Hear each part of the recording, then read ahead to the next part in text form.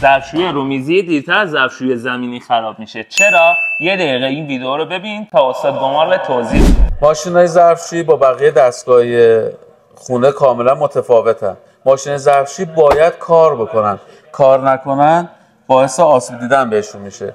چرا؟ تو ماشین‌های ظرفشویی تو قسمت پایینشون همیشه آب هست. این آب وقتی که بمونه تو دستگاه باعث میشه که آب بندی زیر دستگاه از بین بره و به مرور آسیب برسونه به دستگاه. ماشین ظرفشویی براش فرقی نمیکنه که شما چند تا ظرف داخلش میذارید، چه یه دونه بذارید چه تا آخرش رو کاملا پر بکنید، براتون با 5 تا بطری آب معدنی میتونه.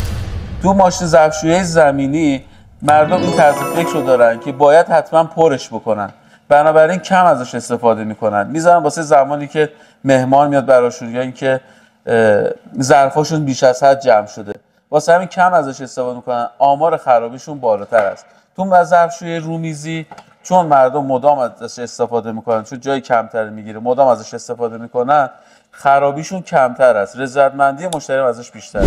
پس سعی کنین حداقل هفته 2 بار از ماشین ظرفشوییتون استفاده بکنید. سوالی داشتین تو کامنت ها برامون بذارید. این ویدیو هم برای دوستانتون ارسال کنید.